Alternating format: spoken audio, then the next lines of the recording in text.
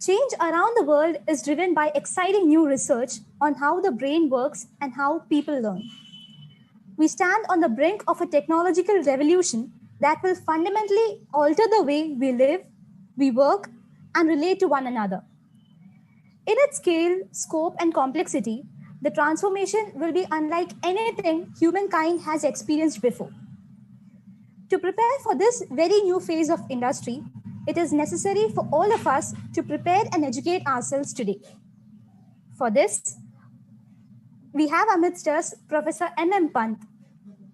Professor Pant is pursuing next generation learning using blogging, Wikipedia, podcasting, and social networking tools delivered on mobile phones and other handheld devices. He is a former Pro-Vice Chancellor of IGNOU. He has been on the faculty of IIT Kanpur, NIT Allahabad, and visiting professor to the University of Western Ontario, Canada. Professor Pant has written a script for an educational film titled Atoms, produced by IIT Kanpur.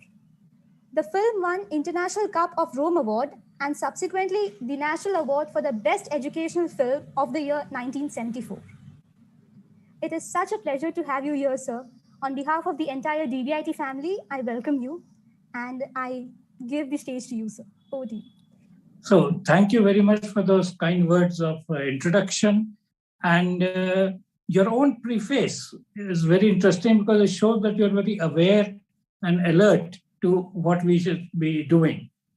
I will come straight to the topic because obviously I want to compliment all of you for organizing this very well. I saw some of the talks that are slated have been done and are slated for future, and it's an amazing program that you have put together. So my compliments to the team. I'll come straight to this topic of the fourth industrial age or education in the fourth industrial age. And my point is that I want to make it conversational and tell you a lot of stories, ideas, thoughts, and so on. And I really look forward to your questions, comments, observations. And I've kind of requested that as soon as those questions start coming in, share with them, share those with me. And I have already created a set of PowerPoint slides and distributed a PDF for those who like to have such things on record. The first story I want to begin with is a story which is about 115 years old, but it's to a person all of you know, Albert Einstein. So Albert Einstein was once a professor at the University of Institute of Advanced Study at Princeton University, New Jersey.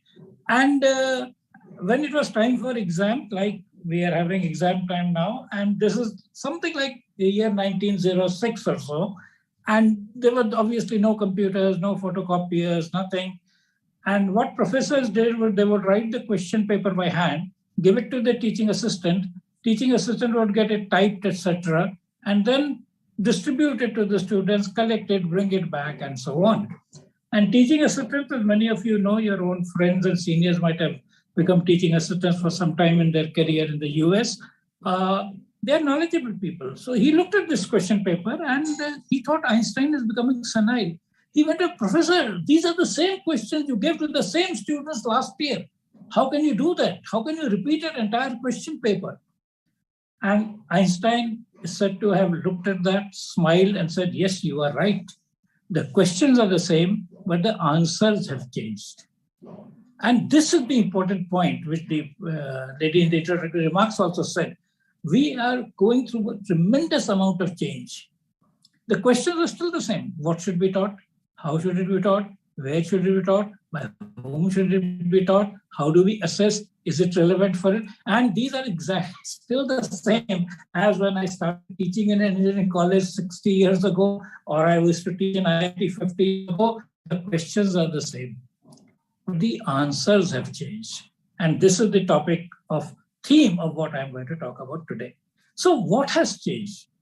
To appreciate that, first let me begin by why did Einstein say a thing like this? The questions are the same, but the answers have changed. He was referring to the year 1905, and clearly the question was, paper is 1906. Because in 1905, Einstein himself wrote 4 path-breaking papers that were published in a famous journal called Annalen der Physik. And these 4 papers were on, 1, the theory of Brownian movement, 2, the photoelectric effect, for which he was actually given the Nobel Prize, while he's known more for other things. 3rd was on special theory of relativity. And the 4th was on mass energy equivalence and the famous equation E is equal to mc squared. This transformed physics, which was by then on very comfortable situation.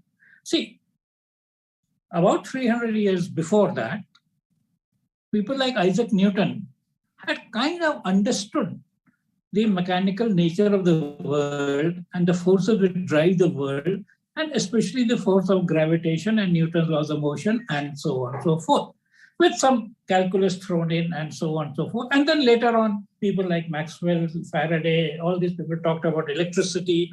And we had a fairly nice deterministic world where if we could say what is the position or what is the data at a certain point of time, you could predict what it would be in the future fairly accurately, fairly usefully, and so on and so forth, until this was disrupted by these kind of papers by Einstein. And along that time, people in Europe were talking about, Schrödinger and Heisenberg and Max Born and Max Planck and all this. And sure, in the evening when you will hear Shohini Ghosh's lecture on quantum, she will be talking about this fundamental shift also in terms of moving from determinism to uncertainty.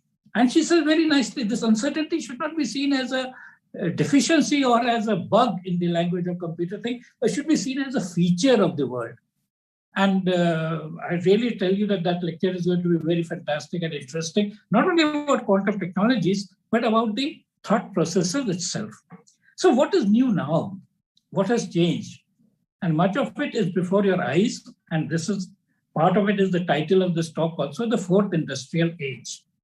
So let me talk about, even before that, let me share with you that you are all in the Institute of Technology, and there's a very leading journal called MIT Technology Review. In MIT Technology Review for the last 20 years, they have been talking about what are the leading technologies of the year. So every year at the beginning, they say, what are the leading technologies of the year? And for the 2021, and you can Google it and see it, and I will, of course, urge you to Google it and see it. So if you say MIT Technology Review, 10 breakthrough technologies of 2021, you know what is number 1 there? It is messenger RNA vaccines. The COVID solution that we are seeing, the vaccine and so on, this is a completely new technology. And this is a new technology which is reflective of the 4th industrial age. The number 2 technology there is GPT-3 from OpenAI, which is the area of machine learning and something. And there are 8 others, including algorithm of TikTok and so on. And I will not list them for you. I want you to Google and find out for yourself and learn a little more about them as well. But the point that I want to tell you is that we are at a very interesting time. We are at a very interesting time where for the first time, we're seeing a convergence of things which are completely far apart. And let me now go back. We use the word industrial age. So why industrial? See, long years ago, a few hundred years ago, the only source of energy which humans had was muscular power, raw muscular power. And since in nature, men were more stronger and therefore were able to do physically challenging tasks, therefore men had become superior, because Shohini Ghosh's talk covers a lot about gender bias, etc., and gender disparities in science. And the reason is that initially the world required people who were physically strong. That was the only source of energy we had, muscular energy, which comes, if you are interested, from the proteins that we have, and within the protein, the amino acids and all that, but that's a separate subject. But the point was that that was the only thing we had. So if you wanted to be capable of doing more, you had to harness other people's energy. So you could go on horseback, you could go on camelback, you could go on elephant back, whatever. So you were harnessing the muscular energy of the animals, the domesticated animals. Or you could have slaves, laborers, minions, etc., etc. And people who had large such numbers were economically prosperous. So there will be many people who will tell you that, 300 years ago, India had the largest fraction of the GDP of the world, and so on and so forth, and the British kind of, robbed us all, etc. But it's not just that. We had the largest GDP because we had the largest population. And that was the only source of energy that we had. And we domesticated animals, etc. And we used minions, and we would almost call slaves, bonded labor, whatever, and so on. The rest of the world had smaller populations, and therefore they had smaller energy. And in a sense, if you will notice, I'm trying to drive that energy was the driving thing. Now, the word industrial revolution started coming in when you could use energy for scaling up whatever you were trying to do. And the first of this happened in what is called the first industrial revolution around 1784, when steam was harnessed. So when we understood the power of steam, and since you've all studied engineering, power of steam to harness means you need to know thermodynamics, you need to know entropy, you need to know enthalpy, you need to do superheated steam and all that. But engineering around steam was important. And steam led to boilers in factories so that you could do large-scale manufacturing, and it led to transportation. So you had steam engines and you could move. It is here that India started losing, because the British were able to establish steam-powered textile mills, etc., in Manchester and so on and so forth, and were therefore able to get more productivity from fewer people. And this is what the first industrial revolution was, and it carried on for about 100 years or so, till our famous person, Thomas Edison, kind of made the incandescent lamp. He's not the first one to have made it, but he made the first one, which was you might call a good commercial product. Now, Edison worked closely with Tesla. Tesla, who had gone into ignominy, except Elon Musk revived him because Elon Musk was a great fan.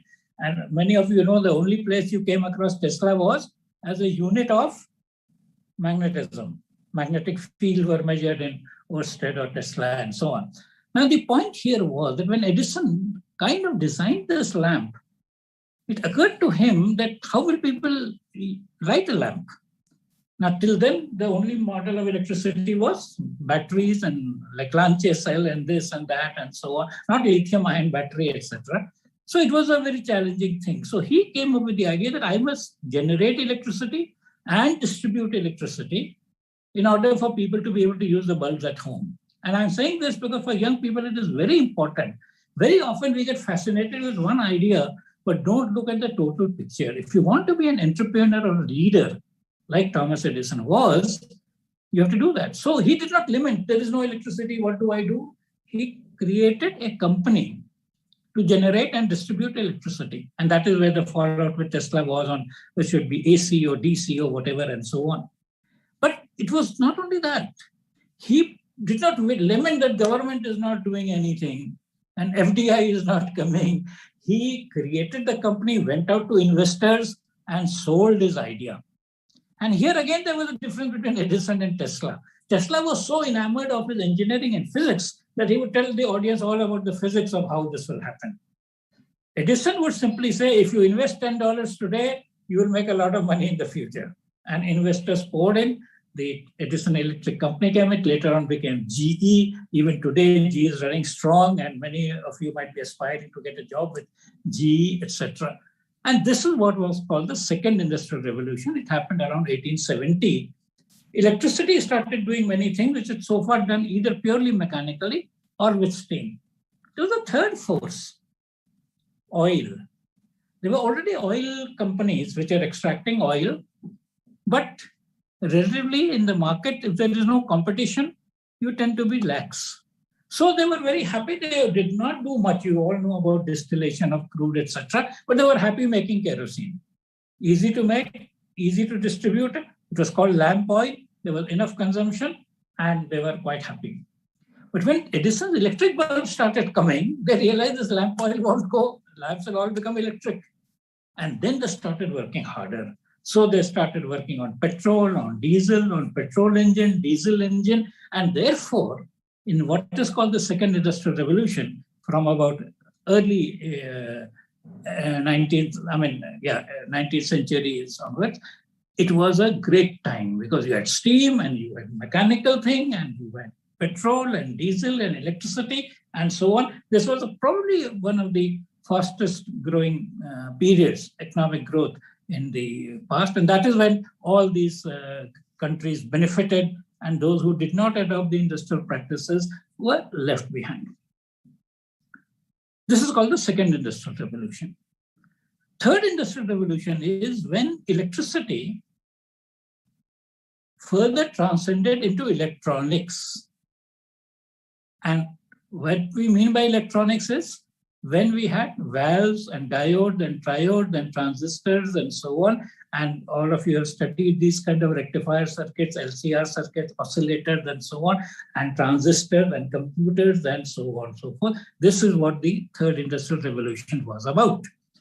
And you have seen what differences it has made. What Klaus Schwab, founder of World Economic Forum, said in January 2016 at the World Economic Forum in Davos is that we are now at the start of the fourth industrial revolution, which is the next step. And why it is a very interesting next step is that it says that the fourth industrial revolution is a convergence of the world of physics, in a sense, that world of electricity and electrons and that kind of a thing, the world of biology, that is the neurons and the genes and so on. And I just mentioned to you about the messenger RNA vaccine, which is all dependent upon the RNA of that, which has 80,000 base pairs and so on, and the world of information, which is a world of bits and qubits. Qubits are the basic building blocks of quantum computers, about which Shravani Ghosh will be talking more about. Now, this is the fourth industrial age and is like nothing that we have seen before. And I began with the example of messenger RNA, but that is the typical example of the fourth industrial age. Earlier on, industrial or engineer meant either like steam or electricity or factories or boilers or whatever. It had nothing to do with life, RNA, DNA, variants of the RNA, and so on and so forth. And this is why, as the original person said, this is an unprecedented time. We had the signs of development where these were decided silently. Even you, when you do engineering, you do various, what is mechanical, civil, electrical, electronics, high voltage engineering, etc., etc. But now it is not so much of differentiation, but of integration. We are putting it all together to make things happen. I'll give you an interesting example.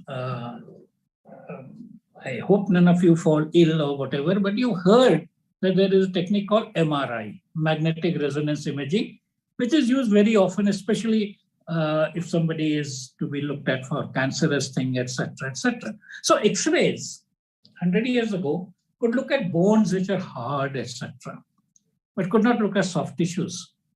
We used ultrasound to know a little bit about soft tissues, but to know about some of these things, length, MRI is the new technology. MRI, PET, positron emission tomography, these are some of the newer diagnostic tools which have come up. But if you look at MRI, it works on the principle that we are all made of largely of water. Water is H2O. Hydrogen has a proton and an electron, and this proton has a particular frequency at which it works. And if you put a huge magnetic field, then these frequencies change, and the nature of change depends upon the tissues that are there, and so on and so forth. So MRI works on physics of atoms and magnetic fields and so on, the biology of the tissues, etc., in which you are there and they have a problem. And to interpret that data, you use what is called convolutional neural network in artificial intelligence and machine learning. And this is another very good example of what is happening in the fourth industrial age. Now, this is why a completely new approach to learning is also required. First of all, we are having very, very complex problems, which are unsolvable problems so far that we are able to do.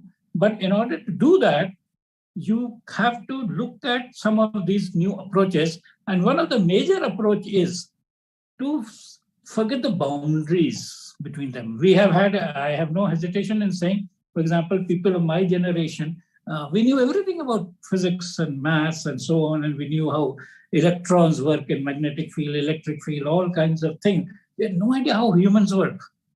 So we are not taught anything like anthropology, sociology, psychology. How often do I meet Mr. Electron? How are you doing?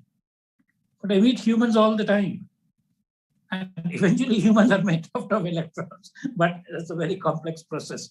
This is the new thing that is happening, that you are looking at integration. In fact, many of you will be surprised that your engineering branches that you are going to see in future are going to be completely different. All this kind of a thing will be like Stone Age, Iron Age, Bronze Age. You will have, in fact, already they exist today. There is a whole new branch called protein engineering, where you use proteins as the building blocks of so many other things. There's so much which has got to do with cells and tissues and biological organs and their linkages to computing. Now we're beginning to realize the whole world is really a game of information. Life is basically an information processing system. And I will give you, as I said, my idea was to give you interesting stories which you may not have thought of. Let me give you another example where how new engineering is going to come. We are all born with no teeth. We get a first set of teeth at a certain age. They last till about maybe 10, 12 years. They are called milk teeth. Then you lose them. Then another set of teeth come up. But when you are my age and you lose your teeth, they don't regrow. Why?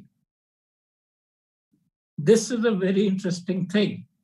And like everything else in science, if we could know how to regrow our teeth, there is no need of denture, there is no need of dental implants. A completely new dentistry comes up, which is regrowing teeth. And you know, if you've done any programming, that somewhere there is a code which is saying do this for 2 cycles and not more. If that code were say do this for any number of cycles, it would continue doing till this thing would have happened. And in nature, it happens.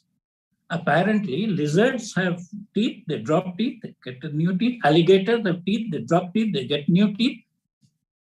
This is the world that you are going to see. You're going to see the world of convergence of many of these things. And it will come down to the molecular level, because that is where you will try to figure out why it is happening. So as I said, life is also an information processing system, and you will be able to look at this. So the point that I'm trying to make is, so what happened with India?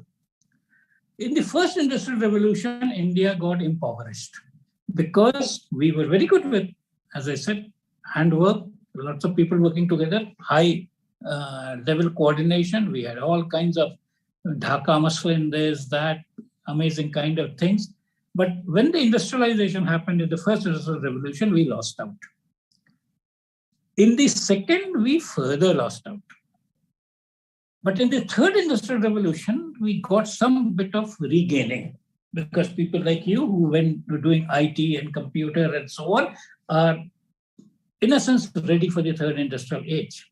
In fact, let me go back to the history, and I'm, in a sense, quite myself directly involved. So I am very intimately involved with the IIT system. So my PhD is from Roorkee University, which is now called an IIT. I taught for about 10 years at IIT Kanpur as a faculty member. And for about 6 years, I was a member of the board of management of IIT Delhi. Now, as you know, engineering education existed in India long before IITs were created. The Guindy College of Engineering is probably the oldest engineering institute in India, is probably the oldest engineering institute outside Europe. There was Roorkee, there was many other institutions which are there. But IITs made a big change. And I want to emphasize this. Don't go by the other thing that you look at. I am referring in terms of history and time. IITs transform, and I'm sure many of you would have seen here or heard of that engineers used to carry a slide rule. IITs were at the right time to transform the slide rule wielding engineers to a computer programmer. this was the big change. Now, IIT Kanpur had an IBM computer, IIT Delhi had an ICL computer from UK, IIT Chennai had, I think, a Siemens computer from Germany, IIT Powai had a Russian computer from the Soviet Union, but they all were ready for the new paradigm shift of problem solving, that you don't calculate with that slide rule, a rough and ready approximate thing, but you do a more accurate thing by programming a computer to do that. And this is why, when this age of programming and computing came, the IITians were able to lead because of that mindset that had been created. What I'm saying is you now have to be ready for the fourth industrial age. And the fourth industrial age is being led primarily by the technologies of artificial intelligence and quantum computing, which looked far, far away, but is coming very, very close to you. Many of you would have seen that in some of these good cars today, in that rear view mirror, there's something which is etched. Objects in the mirror are closer than you think. And what I'm saying is objects like AI and quantum are closer than you think. Even when you will hear Shawni Ghosh's thing, you already have access to quantum computers. If you want, you can do quantum computing on the cloud. IBM will give you something, Amazon will give you something, Google will give you something, and you can start working on those problems. Now, not only that, AI and quantum have got together in a very specific area called quantum machine learning, which is immediately over there. Whether you will be able to find out the atomic structure of a certain drug or not is a different issue long term, but quantum machine learning is already here where you can lay your hands on. Now, the point I'm trying to say is that at a macro level, this is what you have to be ready for. You have to be ready for somebody for the fourth industrial age. And what are the technologies of the fourth industrial age? Artificial intelligence, machine learning, Internet of Things, 3D printing, blockchain, augmented reality, virtual reality, and so on and so forth. It is not only the bookish knowledge about it, because just like you say, hardware and software have to work together, the third component is humans. So it is hardware and software and humans which have to work together. The same World Economic Forum has created a list of number of skills which they think are going to be very important in people in 2020 and beyond.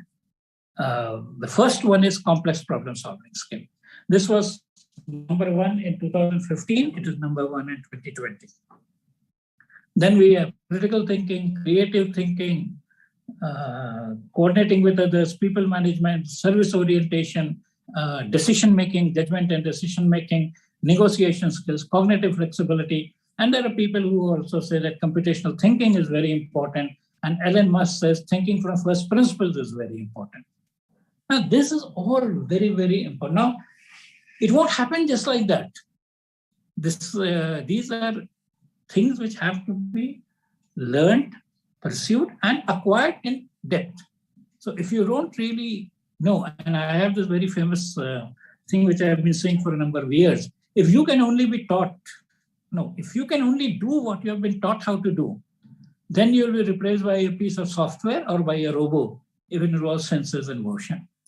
If you can do beyond what you have been taught how to do, because what you are taught how to do can be programmed in a machine. And in fact, in an AI machine, you don't even have to program it. It will learn from example. There is supervised learning, unsupervised learning, reinforcement learning.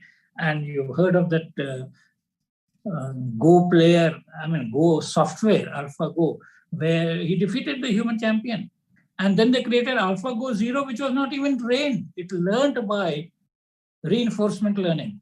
So you just give the policies of learning and tell them what is the right thing, what is not the right thing, etc. And it is able to figure out from those policies of reinforcement learning what is the way it would do. So the point that one is trying to make is that we have to be ready to learn something new. These are complex.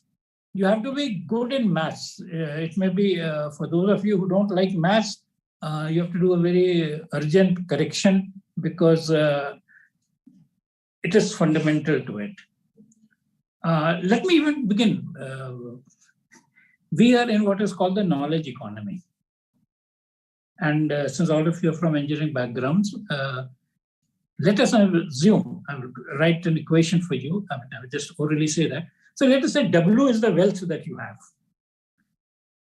Now, in earlier times, we had the equation called dW upon dt is equal to K times T, which means your wealth increased with time. And in fact, you know, in most organizations, senior people got more money. So what we said, wealth or whatever increases linearly with time. dW upon dt is equal to K times T. And it was so much, seniority was so important. Even in government appointments, if you joined in the forenoon, you were senior to the person who joined in the afternoon. Now is a time when time is not relevant. What you know is relevant. So dW upon dt is equal to K times W, not K times T. The more you know, and I'm talking of wealth as wealth of knowledge also, the more you know, the more you will be able to know, and therefore we end up with what we call an exponential function. And this is a very, very important factor to understand, that people who will continuously keep on learning, and you talk to Bill Gates, etc., they all have this thing called 5-hour rule. Say, learn 5 hours a week, something new, which is not mandated or prescribed, and so on and so forth. And this is where we say, you will hear a lot of people saying that, you know, in the US, 23% of the wealth is confined with 1% people, and 50% of the people have only 2% of the wealth, and so on. But the fact is, we are in a knowledge economy where this disproportionality will happen. And there is no point in making everybody equally ignorant.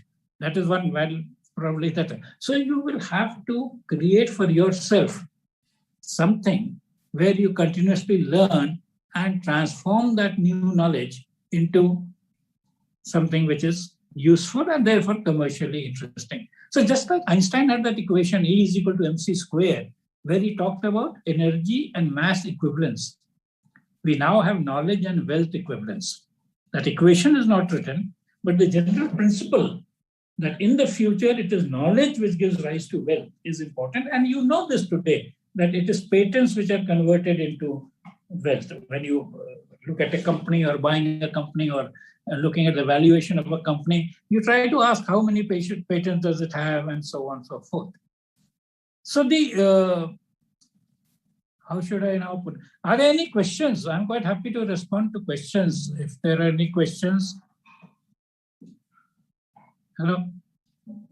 If there are any questions, I would be happy to do that. Otherwise, I can, of course, keep on doing this one way. Hello, sir. Good morning. Yeah. So we're streaming this on YouTube, so we've got a couple of questions from there as well. Fine, wherever you get it from. Yeah. So one of the questions that came in was, during the first, second, and third industrial revolutions, what you majorly spoke about were the, what were the benefits of it, but also what came out with it were the, the cost of it. Oil brought in the problem of climate change. Machines brought in the, so especially with AI and in the fourth industrial revolution. Yeah. So, how do you think we can, the question wasn't, what are the pitfalls of it, but how do you think we can mitigate those pitfalls when we are heading into the AI? Very good. So the first thing is to be aware of it. Most important thing is that very often, much of these that happened was because we were not aware. So when industrialization happened, we kept on expanding, not realizing what, now very good, I talked of that equation, dy upon dt is y times. Now, if you don't make it stop, so now then you put minus ky square, then it will become a S curve. So what is very important to understand is don't let growth happen unbridled. And my famous example is growth for the sake of growth is the philosophy of the cancer cell. Harmonious all-round growth is a healthy human being. So this is exactly what we need to do. And you are very right that right from the beginning, lots of people have become aware of this AI issues as well. So that whatever you would do, and what you are saying is right, even in the first industrial revolution, I don't know how much exposure you have to literature, but Charles Dickens' stories are somewhat like that. Wordsworth has a poem written in the first industrial revolution. The world is too much with us. Giving and spending, we lay waste our power. Little do we see in nature that is ours. We are given our lives away a sordid boon. Now, in nature, you enjoy a waterfall. As an engineer, you build a dam over there and generate electricity. So this is the issue. And what we are hoping is that overall, humanity will have enough good sense for its preservation to create this balance. That whenever one thing gets too much, see, who talked about pollution awareness? It is humans. They realize that, and they're the same people who saw the smoke coming out of the chimneys as a symbol of progress. So that is exactly what now the hope is, now that we can do more complex modeling with our higher computational power, we will get earlier alerts. Now, you all know that in a large system, it is the weakest link which creates the collapse of the system.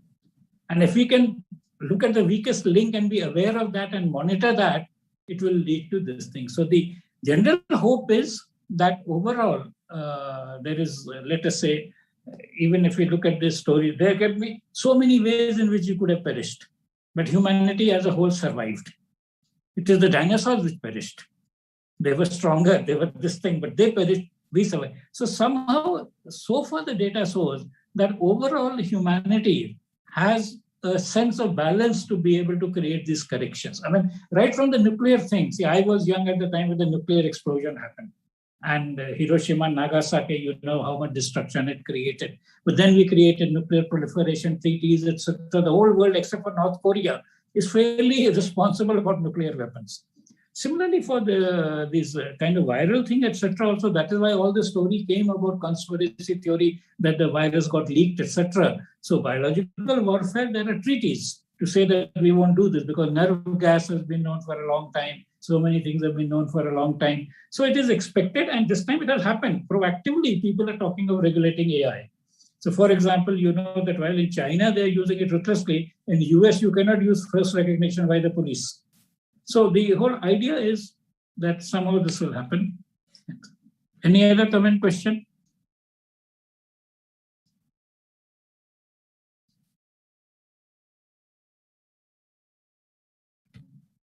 Professor Pant, I had a question. So Sure. you spoke about the first three industrial revolutions, and from my understanding of it, they had a great focus on energy generation and who can generate the most energy the fastest, and that was the sort of race. Yeah. But now in the fourth industrial revolution, the sort of viewpoint has been more general towards technology in general, and energy generation has, in my opinion, taken a bit of a backseat, especially in a time when sustainable forms of energy generation are of the most, or are very urgent and of the most importance. Why do you think that is, and how do you think we can? No, it is, you're absolutely right. See, energy now is a solved problem. There is, if you look at the solar energy, the total incoming solar radiation to the earth is 40,000 times what our consumption is. So we have no need to use fossil fuels, etc. It is barely, it is a historical thing. At some time it was there. I mentioned to you about biology. Now we have now a better understanding of the photosynthesis system. And the photosynthesis is actually a quantum process which is happening in the so-called activation centers of the leaves.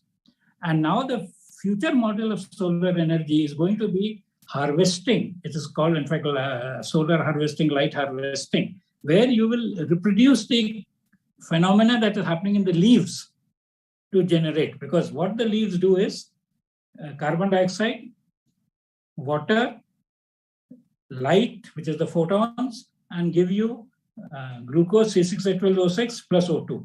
So this is what is going to be done. And this is one of the biggest promises of quantum biology that is happening. There are many other solutions also. So we will see what happens is that everything is a question of managing two competing things. Now, for example, why did solar not take off so much? Because that other thing was so much cheaper.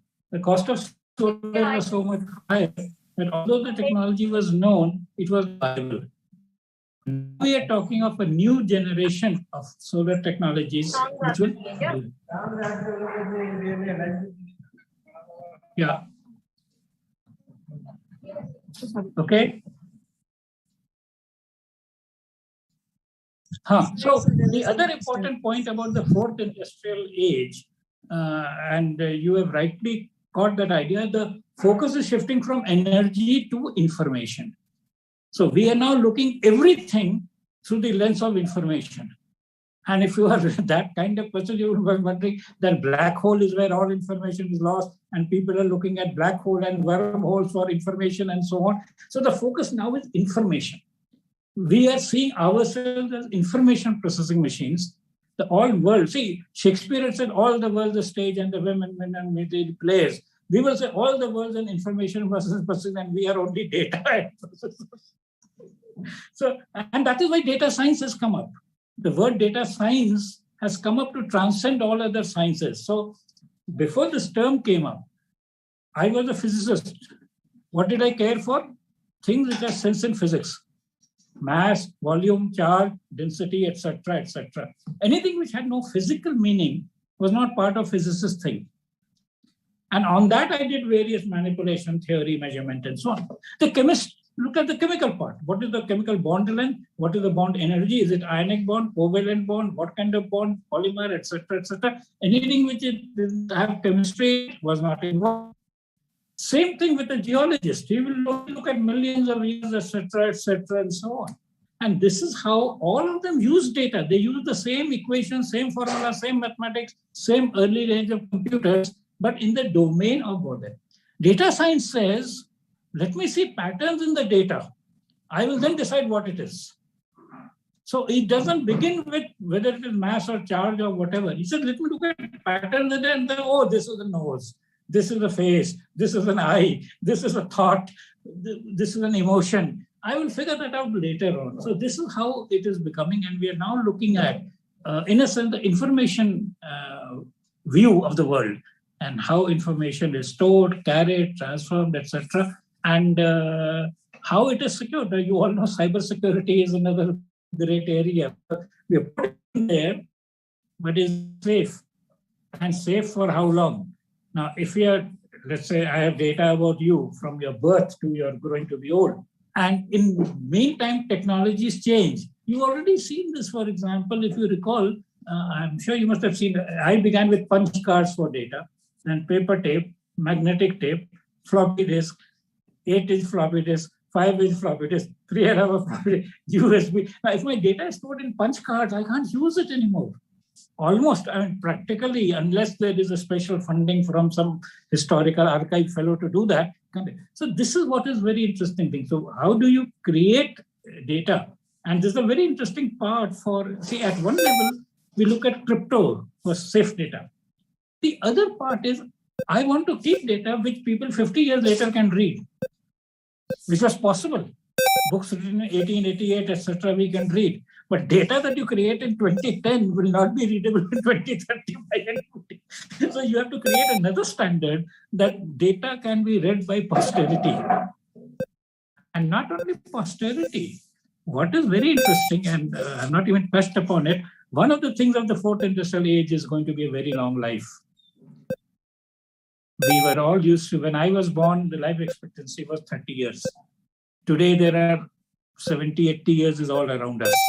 I have senior colleagues. When I taught in IIT Kanpur, people who were 10 years older to me, they're still around, and they have drawn pension for more years than they drew salary. So they became faculty at 40, they retired at 60, they're 85 now, and they're still going strong, and so on and so forth. So the point is, we are all going to have a longer life also. And so your own data, I mean, you have not seen, but for example, if I look at my photographs, there will be 1 or 2 photographs in black and white somewhere of my childhood. Now, if you want your childhood pictures for Instagram to remain valid when you are a 90-year-old, you have to have all this digital kind of thing. So it's a very exciting time. I mean, if you really enjoy excitement of new things and so on, this is a great time. Any other comments, questions, whatever? Hello, sir. Yeah. So we see that the vacuum tubes that were there were replaced by transistor. Yes. And now transistors could be replaced by semiconductor transistors in quantum computing. So Yeah. how is learning that relevant? Now in our syllabus, like we have microprocessors. but Yeah. probably that won't be used in the current age. Like Yeah. microprocessors would be used, but not those microprocessors like 8086 or something. Yeah. Right. So how is learning that right now in this No, age even relevant before to us? 8086, there were 4-bit processors. Yes, sir. So the point is very important. The point is very important. You need to know the fundamentals. The details are not important. And this is why the new thing is, and that's why we're talking of emphasis and growth. There was a time, and let me share this with you, there was a time when information was not readily available. So therefore, you had all that information as much as you can, because when you graduate from this technology institute and you go out, there is nobody else who knows 8085 or 8086, or you can ask him for anything. So you have to know everything yourself in your books, in your notes, in your memory. I come from that stage. I come from a time when memorizing was very important. So I can still tell you the value of pi is 3.14159.265, log pi is 0.4972, square root 2 is 1.414, square root 3 is 1.732. And I can tell you all kinds of Schrodinger equations, this equation, second order equation, without any problem. But it's of no, per se is of no value. So by the time I say pi is 3.145, you will look into your thing and say, I know pi to 33 decimal places. Now, what do we do? So this is the important point. So we are now moving towards from just sort of, safekeepers of knowledge or gatekeepers of knowledge to use of knowledge. So that is becoming more and more important. So what do you do with it? Merely knowing something, it can be a fact, it can be a theorem, it can be a principle, it can be whatever. But the whole idea is that you are now going to use that to create something. So you are, of course, not an education background, but in Bloom's taxonomy, the lower level things are called memorizing, applying, understanding, but the higher level thing is called creating, analyzing, or taking something from one place and putting it into another, connecting the dots. For example, when I said that first industrial revolution and Wordsworth poem and so on. So the important point is that humans are capable of a lot more than computers. So one thing I want to tell you, that this whole idea that we will become jobless, etc., is only partly true. You will be jobless if that is all that you can do. But because the human brain is far, far superior to any computer of today and works with much less energy, greater efficiency, etc., we have to concentrate on what are the typical human things that we bring to the table. So far, we were suppressing our human things and trying to do more things which are objective and therefore could be done by machines better. And in fact, there is a person called Joseph Aoun. He is president of Northeastern University of the US. He has a book on this thing, and he has coined a term called humanics. So he says, just like robots are described by robotics, humans are described by humanics. Similarly, Max Tegmark has a book called Life 3.0, on which he talks about life and its issues as we go into the future. Yeah, any more comments? Because now we are running out of time. So a few more questions, comments, observations. But however...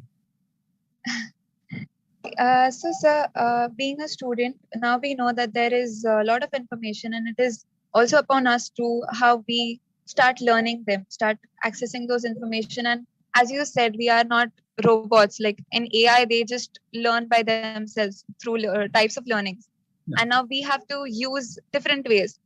So as a student, that's our role. But as a teachers, for them, what would be their role in this education? No, teacher's role is very simple. Teacher's role is to tell you, because they're more experienced, they can process a larger amount of information. They should tell you what is the direction that you should be taking. So for example, I have no hesitation in saying, as a teacher, I want to tell everybody whom I interact with that the most important thing today is learning how to learn, and especially learning to self-learn. The other thing I would like to say is, in terms of specialties, you must look at AI, and you must look at quantum, and you must look at biology. I just now gave a talk to school students that the future is biology. And it is not about being a doctor. It's about understanding biology. So these are some of the things that I want to say in this thing. The other things which many people have said are that we need to build human capabilities. So for example, it may sound very trite and you may not agree with it, but more than brilliance, it is persistence which is important. So people are now talking about grit and persistence. And I think that Mars mission's name is perseverance, right? So we are realizing that these are the things which are more important than being very fast or quick. In fact, Einstein also said, it's not that I'm smarter than you, it's just that I stick with the problem longer than you. We give up a problem. If you don't understand something, Saurabh Maya, God only knows. So, in fact, we also have a joke in our time when I was a young faculty that somebody wrote in his answer book because he didn't know the answer. He said, God only knows. So the teacher says, God gets 100, you get 0, better luck next time. So the point is that instead of giving up, that God only knows, and Einstein said this very beautifully. Einstein says, I try to understand God's mind. What is going on in God's mind? And that's how I'm able to go one step further. Whereas we all give it up and say, only God knows, God gets 100, we get 0. So that is the thing. So this is the set of things, and I'm serious about it. And all of us don't see, I say this very often in public lectures also. I said, who taught this country how to use a mobile phone? Everybody learned it. And I actually add jokingly that the IAS officers missed a big opportunity. There would have been a national mission on mobile phone training. There would have been a Director General of mobile phone training, Additional Director General of iOS training, Additional Director of Android training. All of this we just learned by ourselves. So why can't we learn quantum by ourselves? We'll hear Shoini Ghosh and others and learn quantum by ourselves. We learn AI by ourselves. We learn so many things by ourselves. And I am not competing with teachers or fighting with teachers. I'm a teacher myself for the last 50 years. All I'm saying, what a teacher can't do, will I remain in ignorance just because I don't know somebody who can teach me that by having known it earlier? So the point over here is very simple. There is no, in fact, I think there is a thing which is quoted to Buddha, but not quite right to Buddha. He says, when the learner is ready, the teacher will appear.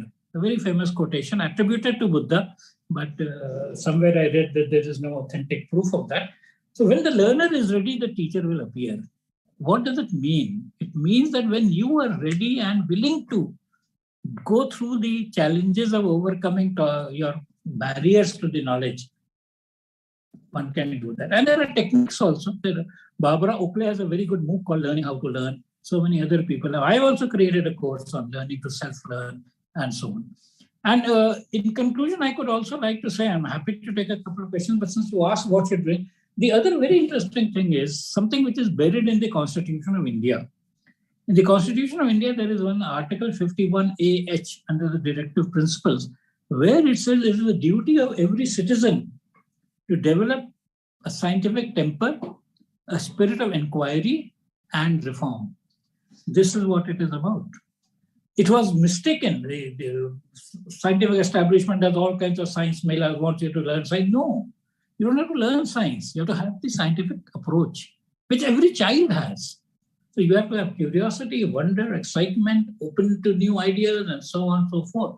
So if you have developed a scientific temper, you'll be able to do that. And the qualities of what you are listed as the quality of a scientist is exactly the quality of an innovator, entrepreneur, and any accomplished person in any field. And Elon Musk is a great example of somebody who turned it into financial success as well.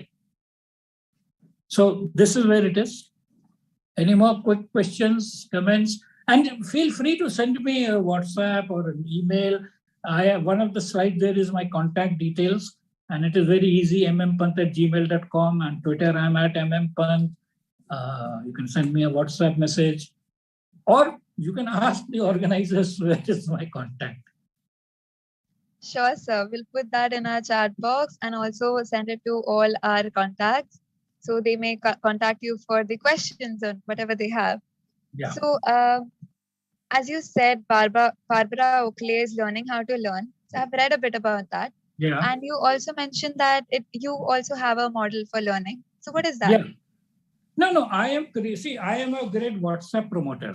So I have created a course on WhatsApp, which is a 1-month course, which talks about learning to self-learn.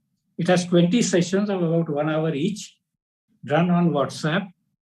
And maybe I can do it on Zoom also if people prefer Zoom, whatever. And I take you through the steps. So first I say that we are all basically learners, self-learners, right? From childhood, we are all self-learners, etc.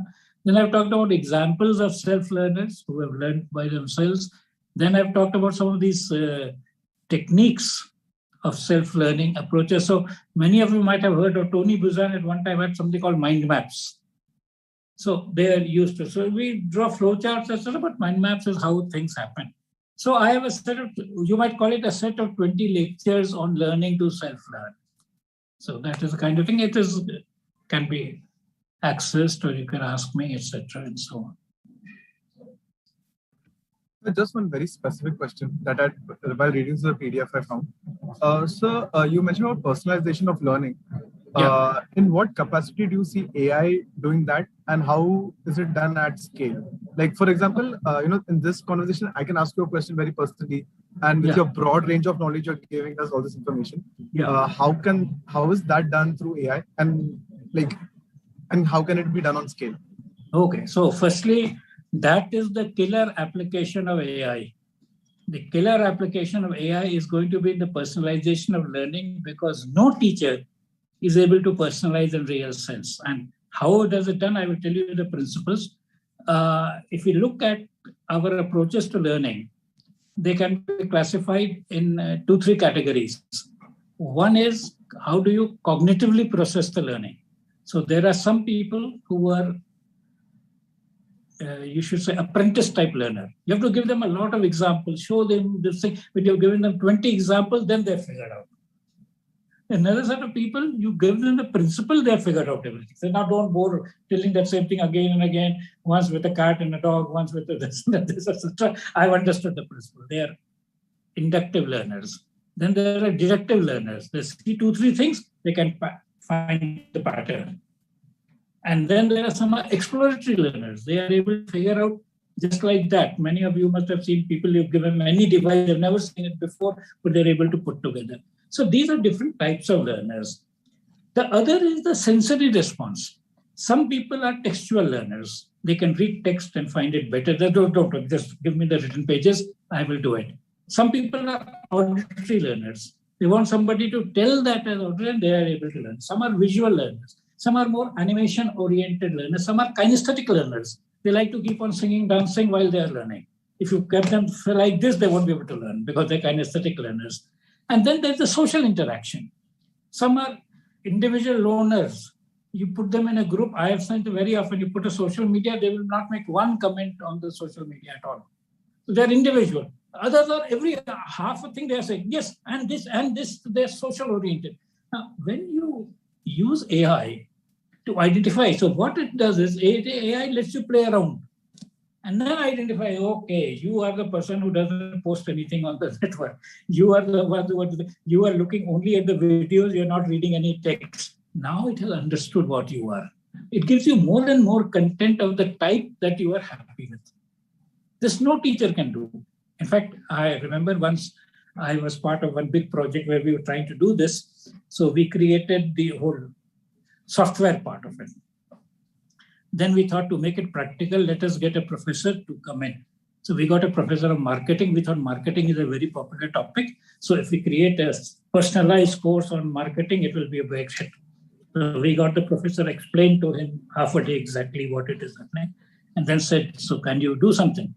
The professor said, look here, I can teach something in one way that I teach. I can be a little slow or a little fast. But you think I will change from visual learner to distinct learner to kinesthetic learner? I can't do that. But now AI itself can do it. So AI also has generative AI. So I don't have to create everything. I can, once I create, for example, many often that when you have a video, you can have a transcript created out of it, right? Or I give him a transcript and get an audio created out of it. Now, this is where the real promise of AI is. And this is where teachers are really feeling threatened because then the AI will be better than the teacher. All right?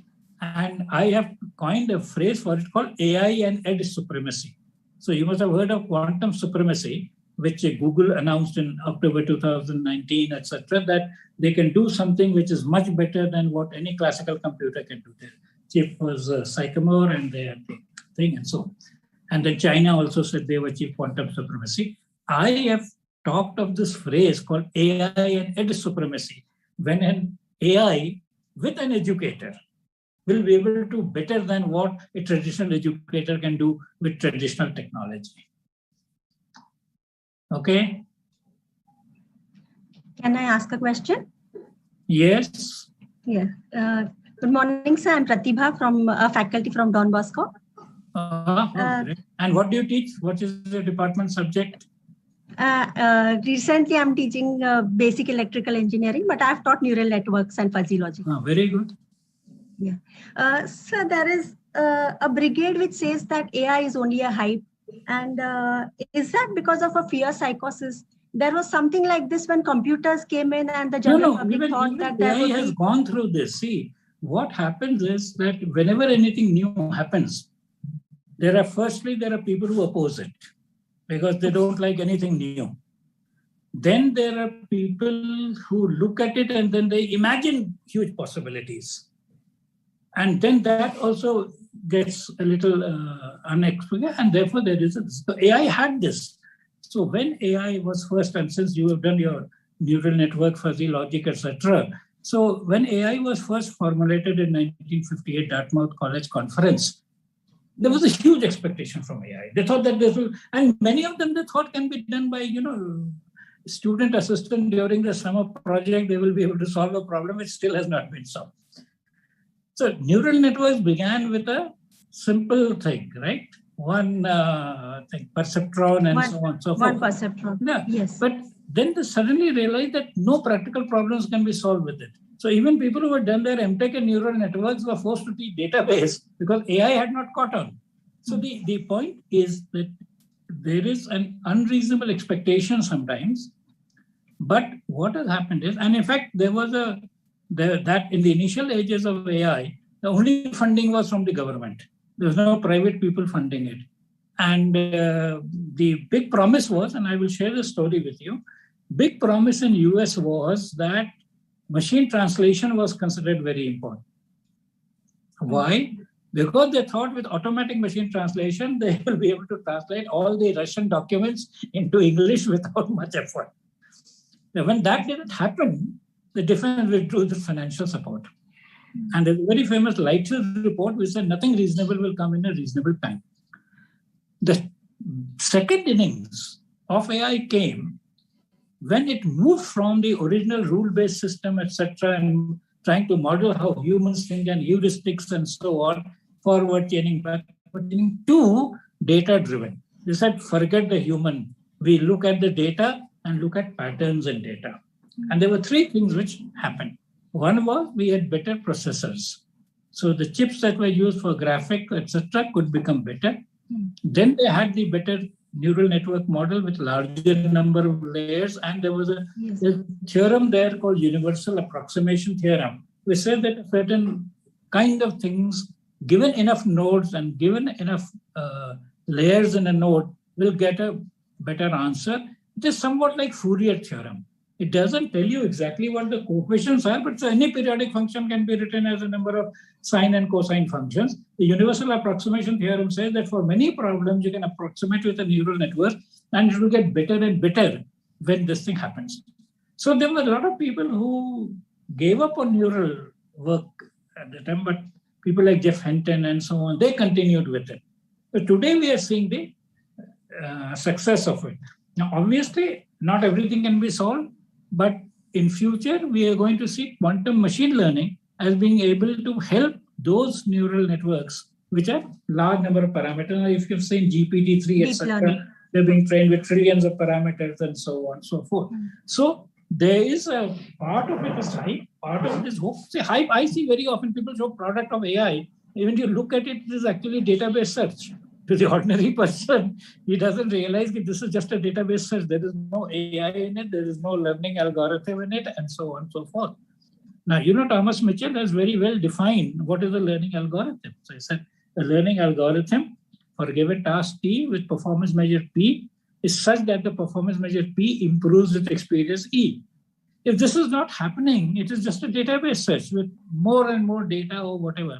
But anyway, I hope I have responded to some of this thing, and I'm delighted to know that you are into this, and this feels like a tremendous thing for now. Thank you so much, sir. And one more query I had with respect to AI in medical research. Yeah. There we cannot accept anything below 100% accuracy. No, because that then is not it's a question of... That is not true. See, you must remember. Unless it's a decision support system. You must remember that AI only has to do better than humans. And I will give you two books to, in fact, there's a medical doctor, oncologist, Eric Topol. His book is called Deep Medicine. You just Google it, get it from Amazon. He's talking about application of deep learning in medicine.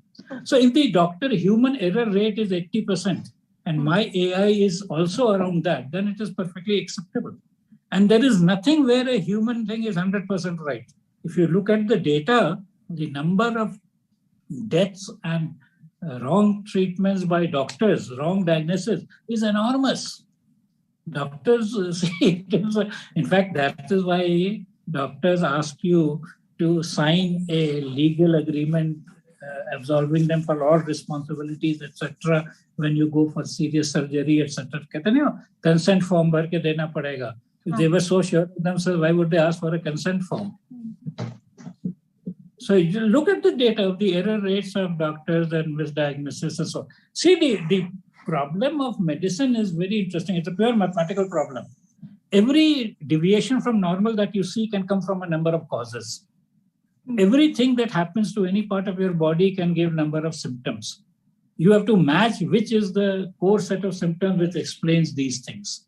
Minimum set of symptoms which explains it. You will have a rise of temperature with so many things.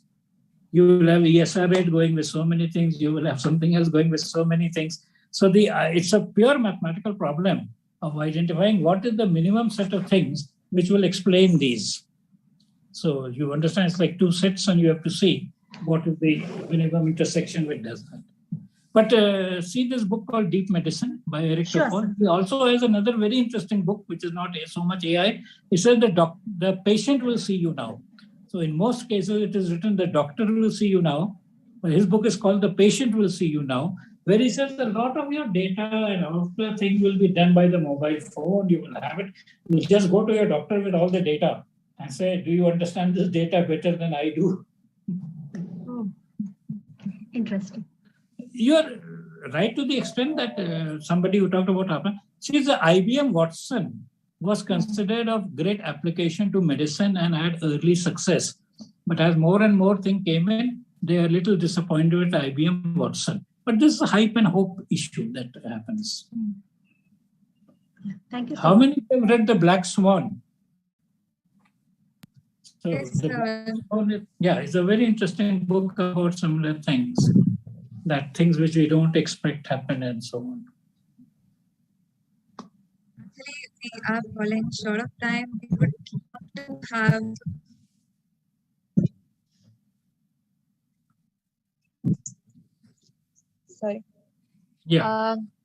so we would love to have many questions and would love to have the conversation with you. Yeah. But since we have another talks lined up, so thank you so much, sir. No, I'm very pleased that you enjoyed and wanted to continue talking. That is what is there. Very often we give lectures and nobody wants to hear what we are saying. Actually, like with the start of the lecture, when you traveled us, like we traveled through the journey of the industrial ages, it was very interesting to listen, and also we learned a lot about you. It's not just the physics or the technology, but you also are good in literature and the quotes that you mentioned today. Very interesting session today, sir. Thank you so much for joining. Thank you. All the best for your careers, and when you do become millionaires, do let me know. Thank you so much, sir.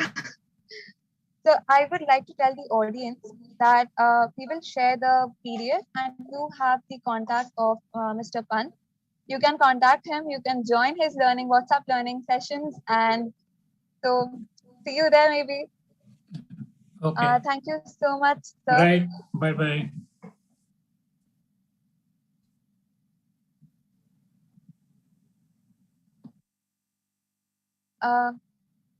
So now we will have a session, a talk on how to travel the world with almost no money. Practically not possible, but let's see. But at least you don't need to be a billionaire to do that.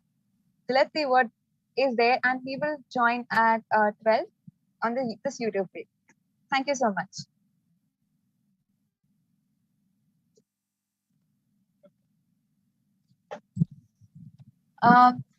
One more announcement that the feedback form is given in the YouTube chat. Please fill that.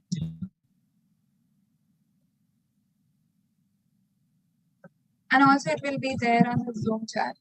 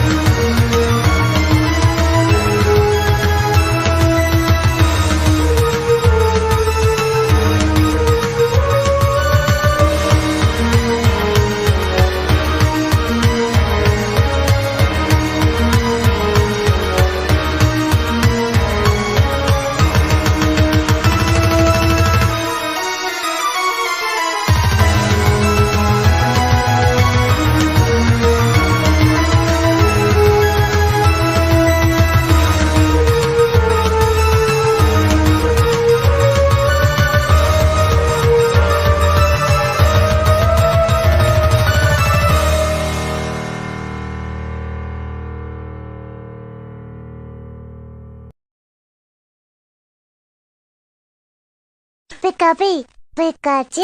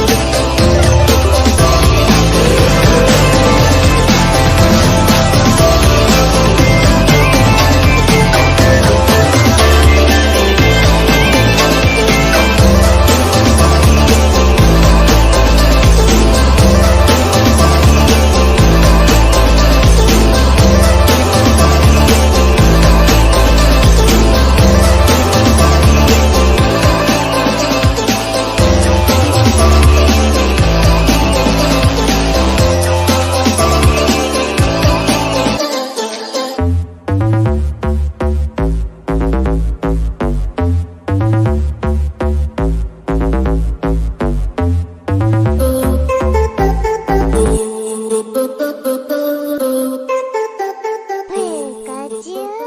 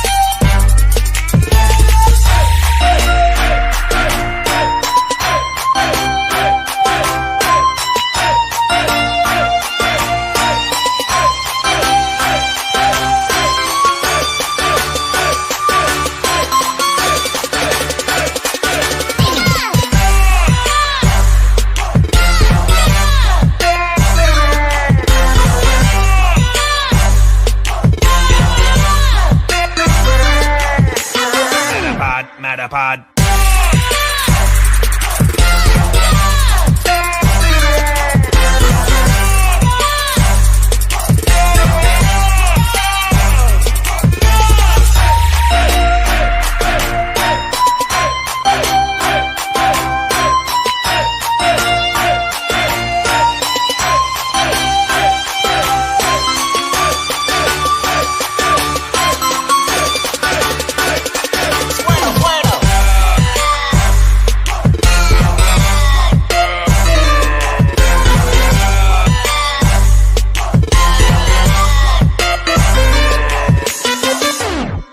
my god.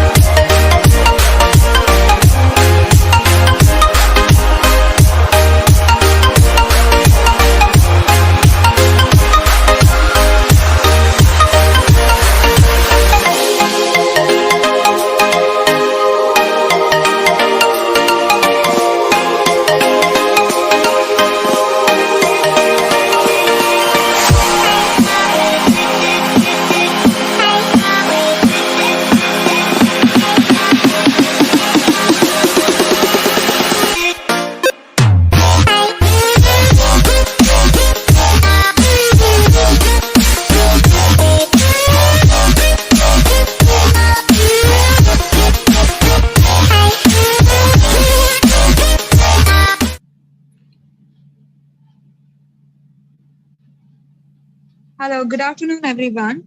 We will start with this session of travel. I invite Brianna to introduce the speaker.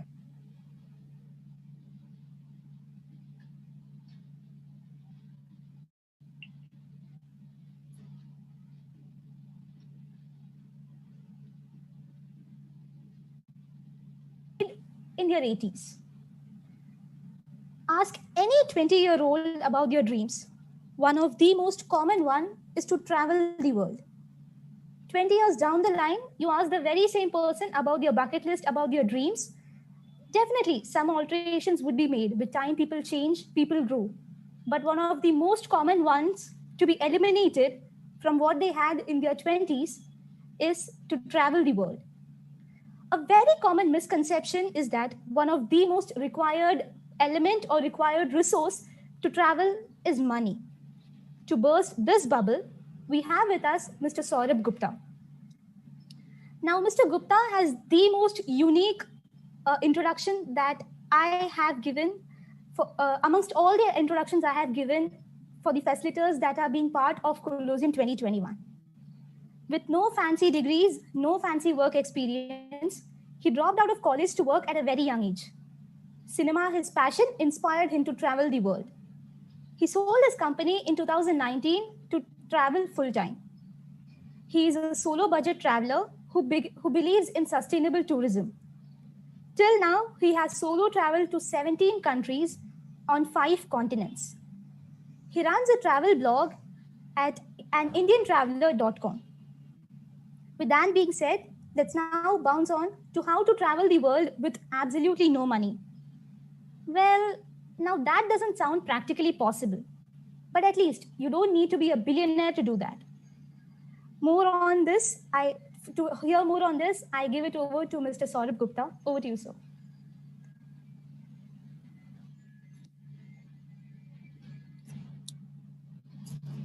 Hello, everyone. So thanks a lot for the introduction, Brianna. So my name is Saurabh, and as she said, I'm a solo budget traveler and a travel blogger. I have solo traveled to 17 countries on 5 continents till now. When the Colosseum guys approached me, so they come up with this idea how to travel the world with almost no money. And I said, it is not practically possible if you ask me. But of course, like she said, you don't need to be a millionaire to travel the world. So that's how the new title comes up now. So let's begin from the beginning. How does it all started through my personal journey? So I started working at a very young age. I was like 17 years at that time due to some financial concern at home. And for many years, my only focus of area was like just work. It was like a cycle, work, home, eat, repeat. So, and also I was introvert person. And, everyone needs something to divert your energy. You cannot just like an entertainment source. Everyone needs some kind of entertainment source in their life. So my entertainment source was cinema back then. I used to watch a lot of movies after coming back home after long days of work. And I used to work for like 13, 12 hours per day. And I used to watch, still I make it a point to watch at least one movie per day. And so basically through world cinema, I saw many different cultures, people, languages, regions, landscapes. So you certain point you feel like you want to experience them in real life. You just don't want to see them in through the screen, just on your computer, on your laptop.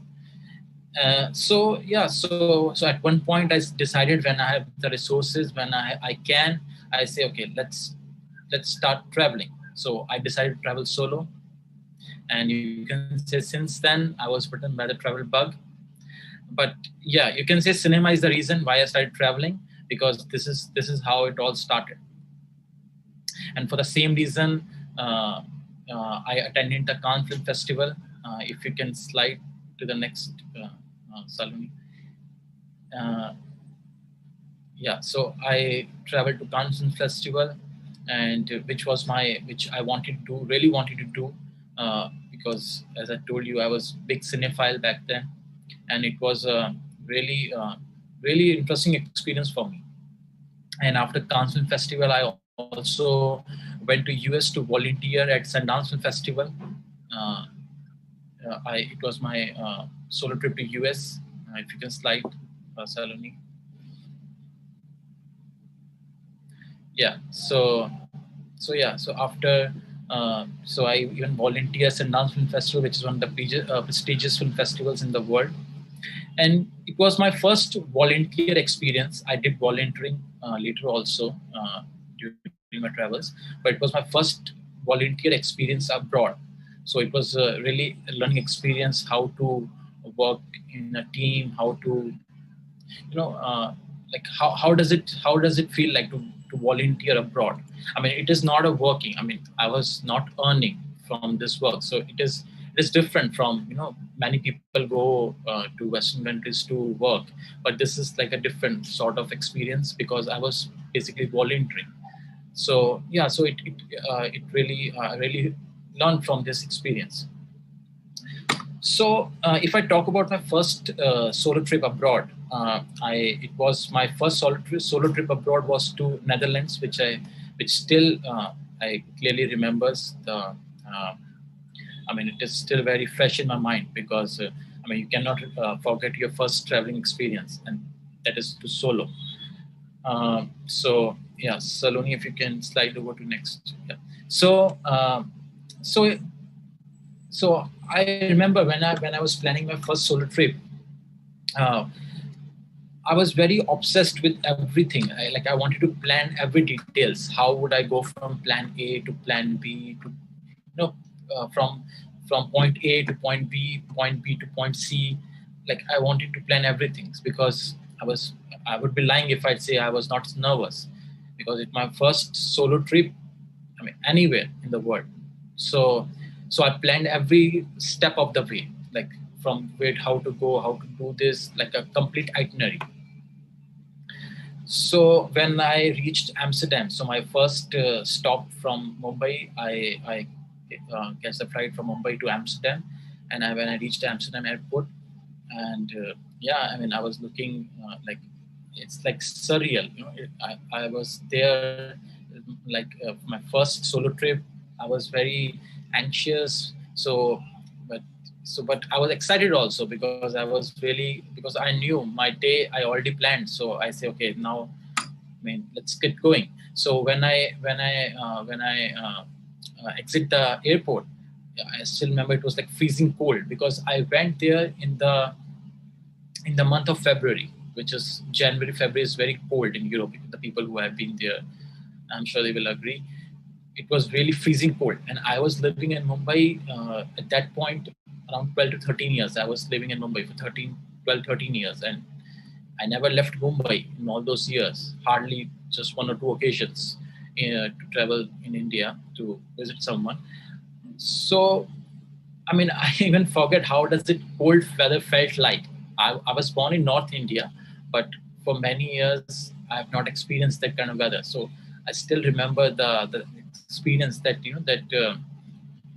that feeling that you are out in the world and you are in this weather, which the weather in itself for me is like a very different experience.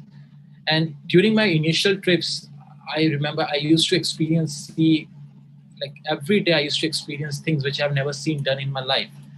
Because when I used to travel, when I used to work, uh, I used to, I mean, so I saw nothing before. Just like I said, home, office, eat, repeat. So I was I was very curious about things, and even today, I mean, when people I met on my travels, even today, they tells me like I have a curiosity like a child, uh, because I wanted to see every nook and corner of a place when I travel. So it's like yeah. So see, this is how my first experience, uh, my uh, my the first traveling experience abroad was. And so if I talk about the trip which really made me take the decision to to travel full time, I would say it has to be Central Asia. Uh, After like many fellow Indians like me, we were like so if you ask anyone, we always wanted to visit Western countries like Western Europe, US. And I was no different. Even I also started my journey with the Europe and US. But to be very honest, I was a bit underwhelmed. Maybe it was because of lack of hospitality, or maybe you need to like plan everything, and you need to you need to have a set itinerary. And so I decided, okay, let's change something. Let's do something different. So that's how I planned Central Asia, my trip to Central Asia when I was working. So when I was working, I could not able to take a long gap. I cannot travel for like months and months. So maybe 2 weeks, 3 weeks at the most. So somehow I took a time out from my work, and I planned my Central Asian trip, which was I have not planned like I planned my trips to Europe and US. I was like, okay, just go with the flow. just go there and see and meet people. And I researched a lot before, because by then I was very interested to how I can make this thing sustainable. I mean, this sounds very lucrative, very sounds to travel full time, but we need to be practical. How I can make this thing practical? So I read a lot of things. I saw many videos. I researched a lot about this thing.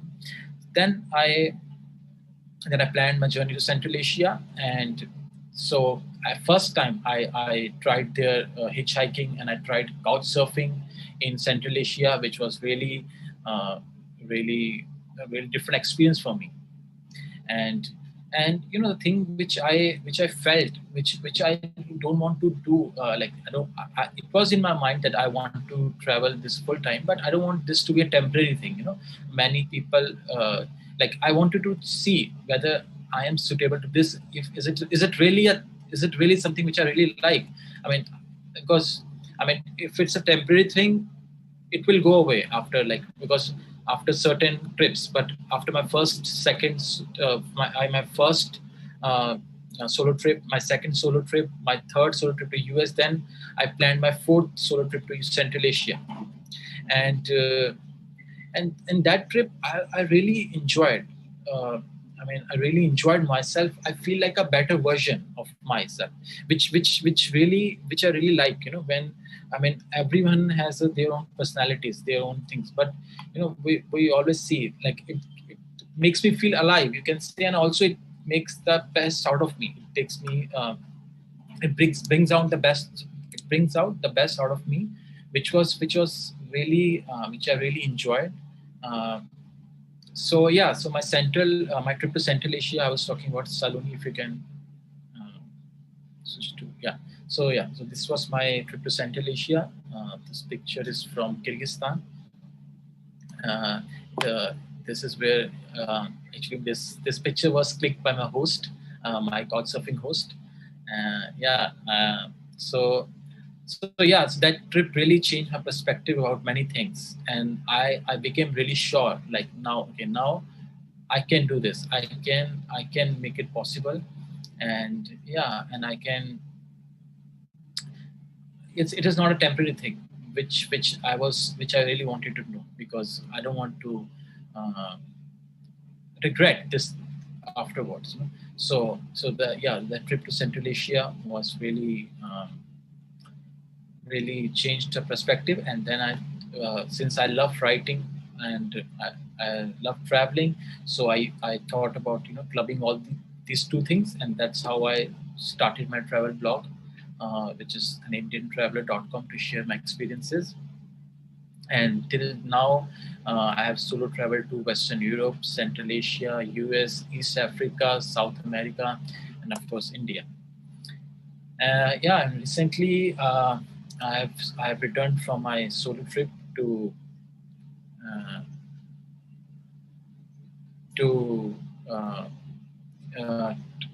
return from my solo trip to Central from Colombia. Saroni, if you can switch. Okay, someone send the message that this is supposed to be that. Yeah, of course, this talk is supposed to be about the travel with no money. Yeah, I'll come into that, of course. Just talking about myself. I'm not sure if I'm blabbering, but yeah. So I was just sharing my my experiences. So I simply returned from my trip to my 1 year long solo trip to Latin America. I was stuck in Colombia for 6 months due to pandemic. You can read about this thing on my blog, and it was really unplanned. No one can plan that, so it was really different experience for me. So let's talk about the traveling style. What is my travel style? Let's get to the so how do I travel? So as I said, so many things changed after my trip to Central Asia, and I understood how I need to travel, how I want to travel. So if you can switch to next slide, Saloni.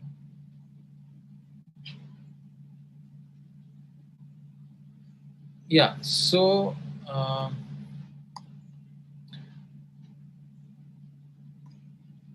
Just yeah. So basically, my traveling style is basically I don't look for comfort. So my traveling style, when I travel, I look for experiences, raw and meaningful experiences. So my idea of traveling is adventure, and I mean by adventure I mean like adventure sports. I mean I do like them, but my adventure I mean traveling without any set itineraries. I like any specific plans. So when I travel, I meet people. People tell me something, they change my plans. So it's very organic kind of traveling, and a little crazy also if you say.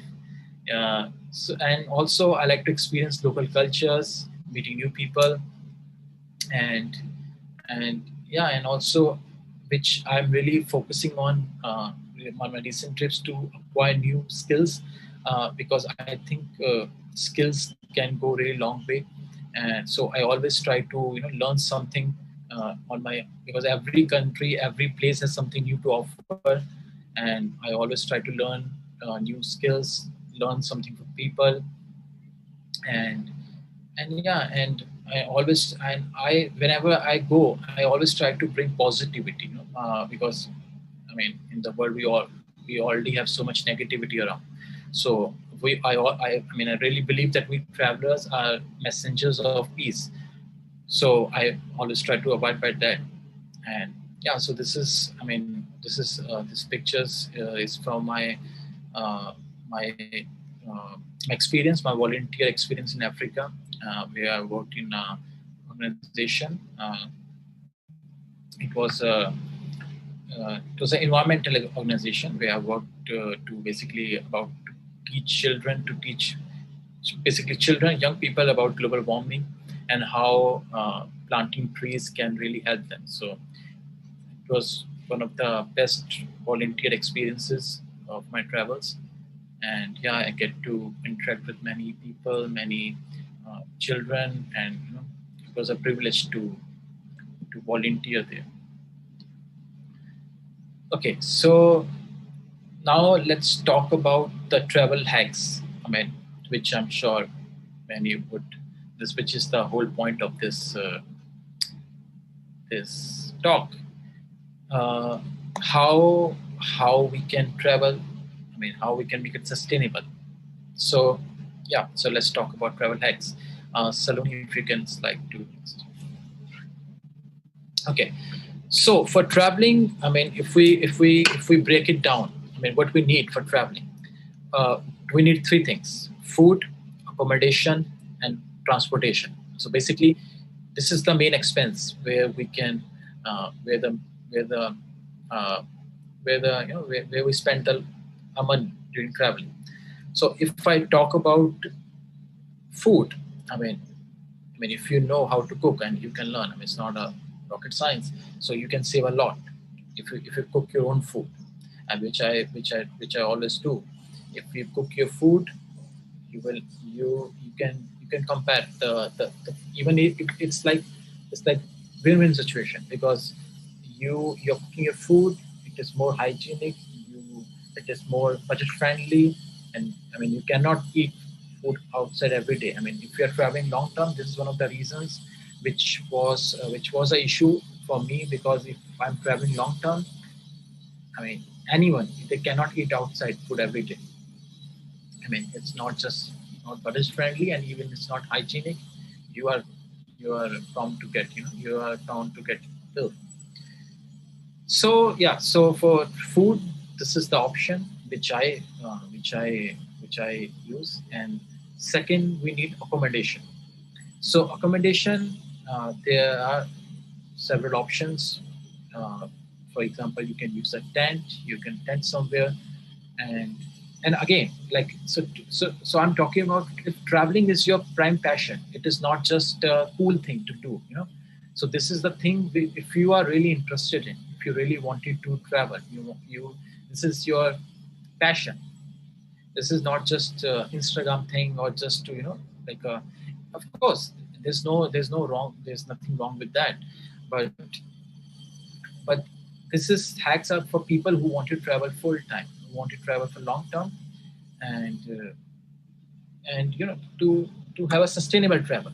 I mean, of course, you can do this also if you uh, uh, yeah. So if for accommodation you can volunteer, you can use a tent, you can volunteer. There's an application, there's a website called World Backpackers Workaway, where you can volunteer in exchange of food and accommodation. And also you can do couch surfing. You can use couch surfing for people who don't know couch surfing. It's basically a travel community where you stay at uh, other travelers' home, and there's no cost involved. So basically, it's like a exchange of culture, of ideas, helping other fellow travelers. And same workaway is like same on the same lines of couch surfing. And in the workaway, you need to work somewhere in exchange of food and accommodation. So yeah, so this is basically you can do for accommodation. And the next thing is transportation. For transportation, you can I mean, there's two options: hitchhiking and use of public transport. I mean, public transport is cheaper everywhere. So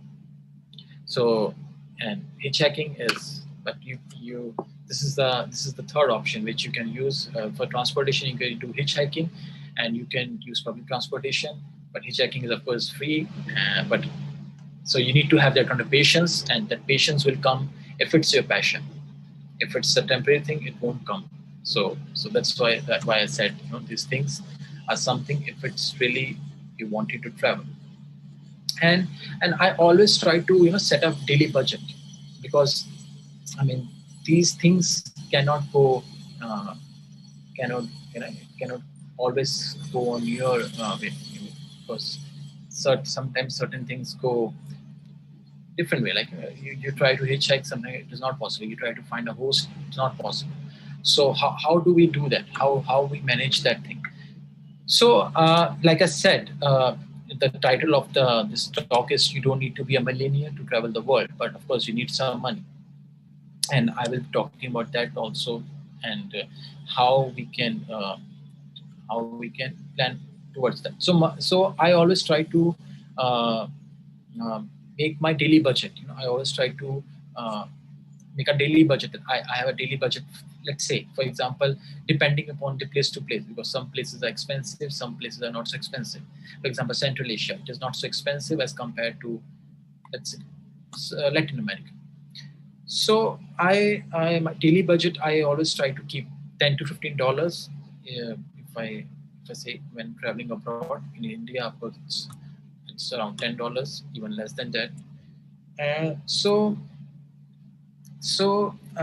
while exploring a place, so some days if it doesn't go my way, if I spend some more money, but my daily budget is $10 to $15, let's say, and some days I won't be able to do all these things, these travel hacks, so I end up spending more. So I always try to compensate that on the days, on the other days, by using the set method which I just explained. So I always try to make it like even out. So yeah, but I always consciously always aware of the thing that my daily budget is there. Some days I spend more, so I need to compensate that, and sometimes I end up having more, more savings. So I can accordingly I can spend that much money on doing some activities, whatever I like. It depends upon person to person. So yeah, so that's how I plan my budget, my traveling budget when I travel. And also I think also, if I talk about me personally, so I always lived a simple life. So I mean I don't have any expensive tastes as such, and maybe that's what helps me during travels. So I'm very flexible kind of guy. So yeah, so that's how you don't need to be a millionaire, but of course you do need something. So for that, so how do we reach that point? So I was this is a very interesting point which I was actually watching lot of videos about this. I mean, long time ago when I was planning all of these things. So there's very interesting thing which you can do this thing.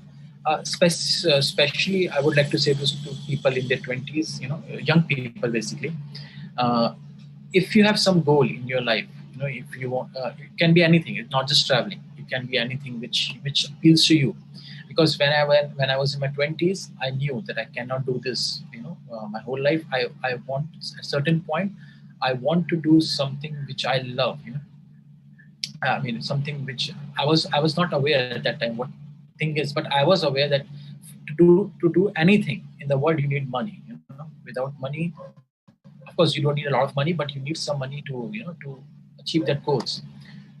So I have this habit of savings, which I wanted to highlight, which is I think it's which can help you to which is a part of I think travel hacks of habit of saving and investing. I mean this is not a talk about so I won't be going into this talk about financial planning and all, but this is a thing which which would really help you to achieve your goals, to your thing.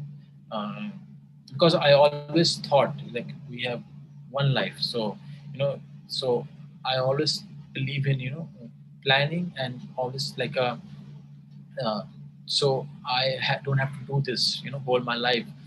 So yeah, so I was talking about the habit of saving and investing. How would it help you? So if you guys I just want to say one phrase here, which is compound interest. You can search this thing after, I mean, in your time, but search this term compound interest and how does it work. So you will get some idea how the savings and investment can really help you in long term. If you start investing in your 20s, and by 30s, by 40s, how much it will help you. So yeah, so this is how you can yeah, so this is one of the things you can do to realize your dream. Even if you don't have money, you can travel. Like I mentioned in my my travel hacks, this is the thing which you can use to travel. And definitely you don't need to be millionaire, but to travel uh, to to do this. If you would yeah, I mean, this is one of the things which I would really I would really say, I would really encourage the young people to to to acquire a habit of saving and investing at a young age. It would really help you in a long term basis. So yeah, so this is basically travel hacks, how you can travel, how you can manage. And yeah, and again I would like to say it all comes with how much would you this is people for some people it can be really it feels for some people it feels like, oh, this is too much, this is like this is like a burden. But some people it felt like okay, because since the passion is traveling, so some people it felt like okay, because they would enjoy. Because for traveling for me is like to be a part of the culture, to learn something, to know new people, to know new places. And yeah, so this is the way you can do and you can achieve your goals. Yeah, so I think we have a lot of talk about travel hacks, and I'm sure you guys would like to hear some travel story. I mean, this talk is about the travel, right? So okay, so let me share with you guys with an interesting travel story. Saroni, if you can so about the travel story. So let me share the story from Central Asia, Uzbekistan. As you can see in the picture, so the story is related to couch surfing. So I was in Uzbekistan during my Central Asian trip. As I said, I was very interested in trying different methods. I want to test these methods. How much does it work? And yeah, so when you started out in couchsurfing, you for some people who know how does it work, you need to have a references. If someone accept you at your home, you're a stranger, so you need to have a references, so people can read the reference and people can be rest assured that this person is genuine. So when you start, of course, when anyone download the app and anyone start out, of course they don't have any reference. So that was I have a same issue. So I used to put all my my information, but I also suggest you guys to put your social medias links, and also people can see, okay, this person is genuine. Okay, so back to the story. I was traveling in Uzbekistan, and I went to this very touristic place in Uzbekistan called Bukhara, and I sent a lot of messages to many hosts. 50, take a sharing. You need to take a private taxi to return. There's no taxis, blah blah blah. And I say, okay. So I thought, okay, this is maybe the right time to try my first hitchhiking, because I am not going to spend. He was asking like 3,000-4,000 Indian rupees. I said, I'm not going to spend so much money for on the private taxi. So I say, okay, this may be the right time. This may be the opportunity presented to me. So I say, okay. There was some guy so I say, okay, let's do one thing. Just drop me there, and I can come back by myself. It's okay. I can hitchhike. I'll come back. So they were like, oh, but how you will come back? It will be so blah blah blah. So I said, okay, let's see. It's okay. You don't worry. I'll see. I'll come back, because I read about this thing. This stretch, and I know when you go to some new place, at the beginning you are a bit conscious, about the place. You feel like because you are new there, but once you are in that place for after like 7-10 days, you feel very used to. You feel like, okay, now you feel more comfortable with that place. So I was in Kyrgyzstan for like more than 10 days, around 7 to 10 days I was there. So I said, okay, so I went to this hike, and I did the hiking, which took like go and return like 5 to 6 hours. I had my lunch on the mountain. It was a really nice day when I returned back. So the road, there was a stretch which is very hard to find anyone, because the stretch is very. No one goes. There are very few people. Once I reach the main road, I can find more options. So I was walking. I decided to let's start walking, and maybe I'll find someone. There's no point standing there. So I was walking. And suddenly there was a couple. I don't know which country they are from. This couple, they are from the couple I met at the waterfall. So I went to the waterfall. So the same couple, they are coming back. So I stick out my thumb and they stop, and this is Saurabh, and they even remember my name. I say, yeah. I say, oh, okay, you. So they say, okay, where are you going? I say, I'm going to there. I say, yeah, come in. So yeah, it was like, yeah, so it was like hitchhiking, but also, of course, I know these guys, but just a little before, but it was like I felt very, very. You felt very satisfied, felt very good about about thing. And also I have seen this. If I say personal speaking, every time if something goes wrong, it's strange ways, like a universe. I don't know how does it act. So somehow things fall into place for me. So yeah.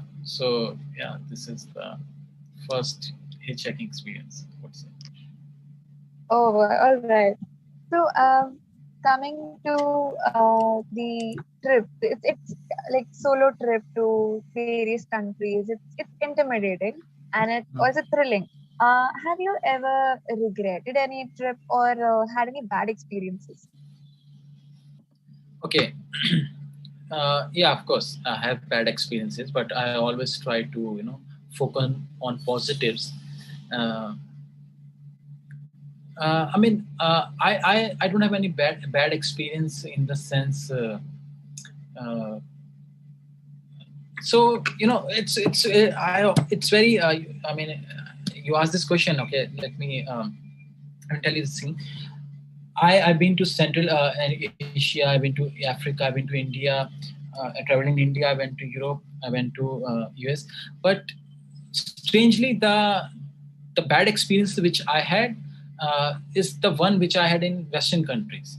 But when I remember when I was planning my trip to Africa, my parents, my family, my brother, and my friends, they were like a bit anxious. Like they were like, "Are you sure you want to go there?"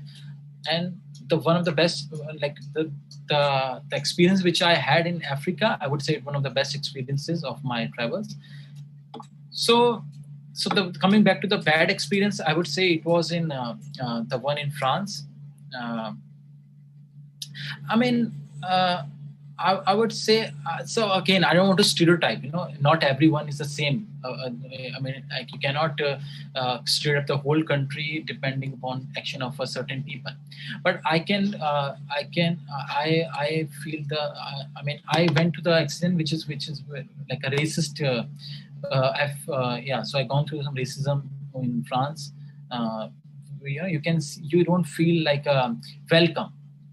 Which I always think, if I'm traveling to some place, if I'm going to some place, like we say, like in India, if someone travels to India, some foreigners, so the hospitality which they receive in India, which I think is one of the best in the world. So when I travel abroad, I always, my thing is that at least I should feel welcome. If I'm spending my hard-earned money on some place, on some trip in some country, so this is the bad experience, I would say, in France. So like if I want to travel, and just if I focus on traveling, how do I earn money while traveling? Okay, so this is while if you're traveling, so there are a couple of things you can earn money by traveling, which the most thing which anyone would say nowadays is like become a travel vlogger, travel blogger, which is most common nowadays. But it is not so easy. You need time to invest your time. I'm also still in the beginning stage of my travel blogging career. I'm also trying to learn the ropes. So first, like I said, if you want to travel, you want to work while traveling, is the most, I would say, the most the answer would be to have a job, to have a certain skill which you can do. Like nowadays there are many options which you can do it online, which you can for example, you can teach online English. For example, you can teach English online and you can travel. Or you have certain skill sets. There are many people who are working from home nowadays because of coronavirus, but there are many things which you can do it online. So you can just need to find out which skill set you are interested in and which can be done online. So so accordingly, because if it can be done online, you can do it anywhere. You don't need to be in a certain place. You just need a Wi-Fi. Right. So I would like to ask if anyone has questions, you can unmute and ask.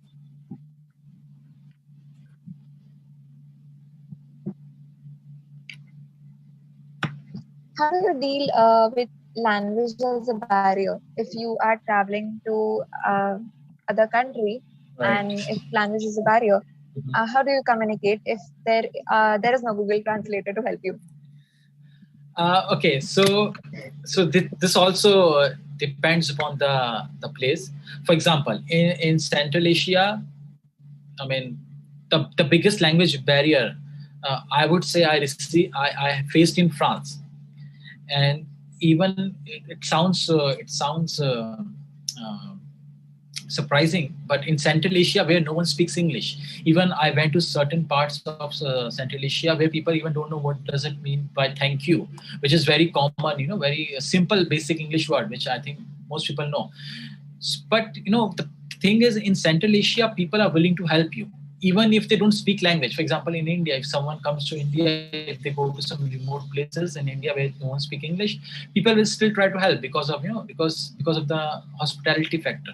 So same way, I have not faced any problem with language. To be very honest, even when I went to South America, where everyone speaks Spanish. Now I speak Spanish, but when I went there, I don't speak just like a basic words. So even there, I don't face any issue. The like I said, the problem which I faced in France, which is also like I said, which can because like I was talking about the people who willing to help. The willingness is there. It should language is not the barrier if the willingness is there. Like for example, in France, no one wants to speak in English. They were like more, if you speak French then it's okay, then so yeah, I mean of course it's their thought process. So but yeah, but even in France, it's not like it was very difficult to get by. You of course you meet all kind of people. It's not every kind, not all people are same, which I learned through my travels. Like there are more good people in the world than bad people. Then only we are able to continue as a mankind. Yes. It sounds like an amazing experience because you get to learn about their cultures, and as you said, you learn a few words. So it's interesting. We have a question. How much have you spent till date for going around 17 countries spread across 5 continents? Okay. So it needs a lot of calculation. It won't be very easy for me to answer this. But like I said, once because before when I was traveling, my traveling style was different when I went to my first solo trip.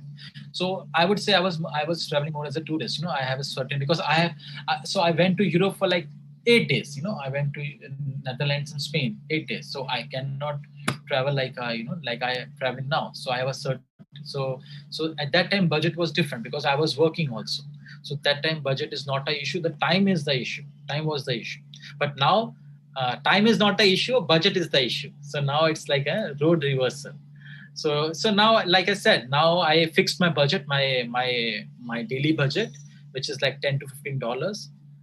Depending upon the place, and yeah, I always try to stick by that. And if I certain days I spend more, and yeah, so this is how I plan my trips. Okay, wow. So what are your future plans, and what are you doing to earn money right now? Okay, so my future plans is basically, of course, I want to continue traveling. This is the biggest number one plan. Hopefully, I mean now traveling is not, it's a little different because of the pandemic. It is not what it used to be because of all these restrictions and everything. So my plan is to so I want to continue growing my blog, anindiantraveler.com. So this is the current plan, and of course I want to keep exploring. And as I said, I'm also very interested in increasing my skill sets, which is I was really keen on doing, because because as I told you, like you asked me what are the things you can do while you travel. So I'm exploring different options, options how I can on while I travel. But this is so yeah, this is the thing which I'm looking to increase my skill sets, and I'm focusing on my my blog while I continue traveling. So we are very excited to to know about your next trip. Sure. And we will be on your blog and on your Instagram channel. Yeah. So that is about travel. So we stuck in COVID, didn't get the chance to travel, and through you as a medium, we got the glimpse of the world. So thank you so much for joining us. And I invite Brianna Rajan to give the vote of thanks. Thank you. Okay. Thank you. Thank you very much. It is with immense joy and pleasure that I stand here to express the vote of thanks to Mr. Saurabh Gupta on behalf of the entire DBIT family and all the attendees who have been attending this session. I thank Mr. Saurabh Gupta for spending some time to talk with us, to share his tips about traveling. It is rightly said, traveling is a very beautiful experience. But Mr. Saurabh Gupta helped us understand how beautiful and how amazing an experience of learning traveling can offer. Thank you so much for sharing all of your tips and hacks to make a travel a budget friendly and a pocket friendly travel. I'm sure using your guidance and recommendations, many of us would head on to travel and fulfill their dreams and check out things from their bucket list. Thank you so much once again for joining with us. Thank you. A notice to all the attendees, we'll be continuing with the talk session at 7 p.m. Now we'll be having an exhibition of Star Labs at 1 p.m. Kindly log into that. Thank you once again. Thank you, everyone. Also, there's a feedback link given, so please fill that. And thank you, Saurabh Gupta, for joining us. Thank you for having me. Thank you.